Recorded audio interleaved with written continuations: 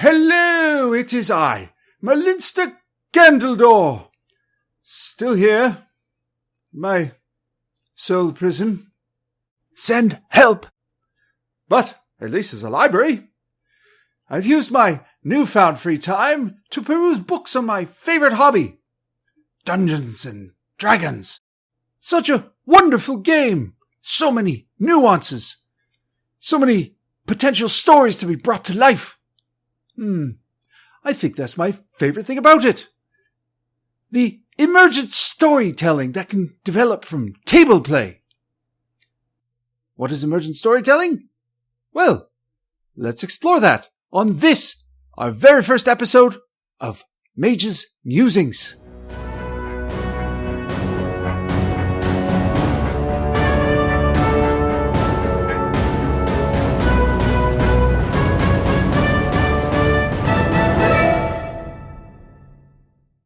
There's a trend in modern D&D story presentation in both published adventures and many individual games that I find somewhat unfortunate.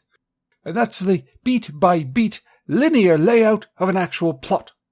That's not to say there aren't some decent ideas or fun games to be had, but I feel if it's a constant, then it can diminish the overall experience and limit the potential of how your games can go. Further, it's indoctrinating impressionable young players to accept this paradigm of structured story as the absolute way to play. Young people on the interwebs make videos complaining about every little thing that distracts from the plot. Random encounters are boring because they're not tied to the plot. Open world exploration doesn't make sense if it's not tied to the plot. Piffle and poppycock, as the cool kids say these days. I'm sorry for such excessive language. I just get passionate about this sort of thing. Generally speaking, I think the game is at its best when the story is emergent. But what exactly does that mean? One of the red flag statements I often hear from dungeon masters when prepping a game is that they are doing a lot of writing. That's not to say they shouldn't prep their games, but when they say they are writing, it usually means they are locking themselves into a specific series of events that they expect you to play out, beat by beat. With emergent storytelling, rather than planning the story with all the beats with the traditional structure of a beginning, middle, and end laid out in advance, the events that transpire, the choices that players make within the Dungeon Master's framework, become the narrative. They are the story, regardless of what anyone has planned. The story emerges from play, rather than play being predicated upon the story. This does mean that the Dungeon Master must be prepared to go off script, so to speak, and adapt to player choice without forcing them back on whatever track they had previously imagined. Players should never feel they are required to stay on the Dungeon Master's pre-planned adventure just because that's what's been laid out in front of them. Do what makes sense given the situation at hand. That is as much the game, if not more, than playing through a Dungeon Master's meticulously written short story, or worse, their novel. I literally once played in a game where the players said, "Hey, let's go investigate that crypt." The Dungeon Master said, "You can't go there yet. That's chapter 4. You see what I mean? I like to think of the model of emergent storytelling as a story that grows from 3 distinct and equally important points on a triangle. 1, the players. 2, the Dungeon Master. And 3, the universe itself. As represented by the dice.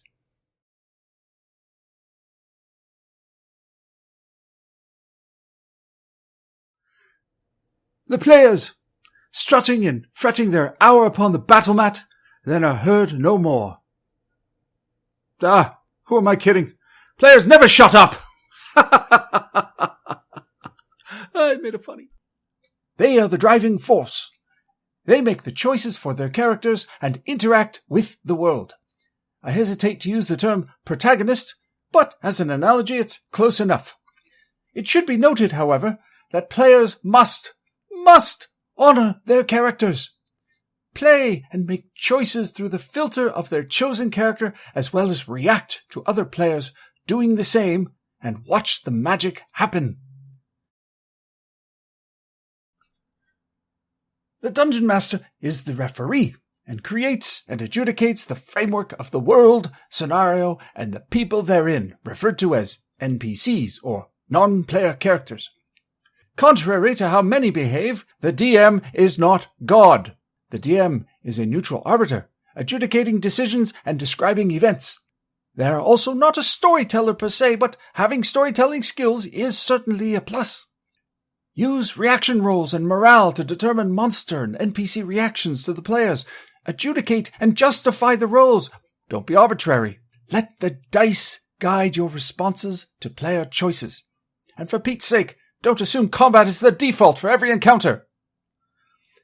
What the DM is absolutely not, however, is an adversary. Yes, they will play adversaries and should play them well, but the DM themselves must not have a vested interest in defeating the players. I have seen it happen. Trusty roads when the players feel the DM is out to get them. Nor is the DM an author. Sure, they might actually be an author, but when it comes to the game, they are not.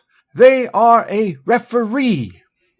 But Merlinstergandaldore, you devilishly handsome and wise wizard you! Do not dungeon masters have to write something to prepare for a game? Well, of course they must prepare! But creating a framework for an adventure or series of adventures is not the same as writing out story beats that players are expected to follow. There's the difference. One way creates a setting and events in which the players may or may not participate. The other creates a frustrating railroad that robs the players of their agency as the driving force of the narrative. Things will happen according to the setup the DM has laid out, but that's where the DM's job ends and the player's begins. As DMs, teach yourself to have no vested interest in the outcome. None. Sit back. Let the players act. Let the players decide the journey and go along with them based on the choices they make and the rolls of the dice. Which brings me to... The universe is the energy field created by all living things. It surrounds us. It penetrates us. It binds the... Wait, that's something else entirely. Forget that. Let's just say this. The universe is an omnipresent entity. And as an entity, the universe likes playing too, and it contributes its will via the dice. The dice will take you in directions you can't always anticipate, and that's a good thing. That's where excitement happens for everyone, even the DM. If you fudge the dice or deny their will, you are denying the universe itself. Don't deny the universe its place at the table, or you will give it the sad. No one wants a sad universe. Honor the dice, and let them take you on a journey. The DM's narration should justify the rolls of the dice. The DM and players should never expect the dice to justify their desire. That's a fast track to disappointment. When a choice is made and the dice are cast, they are now in the driver's seat, guiding your covered wagon to new horizons. React to them. Revel in them. Where the dice are concerned, some days you will be the pigeon. Other days you'll be the statue. That is part of the fun. Laugh at your misfortune and cheer at your triumphs. Player agency plus fair DM arbitration plus the will of the dice equals a darn fine game of D&D. Check out the classic Keep on the Borderlands for a great example of an open framework wherein the story can breathe and emerge. Goodman Games did a wonderful update for 5th edition Dungeons & Dragons, if that's your jam. This is not a sponsorship, by the way, I just think it's neat. Remember, 3 equal points on the triangle.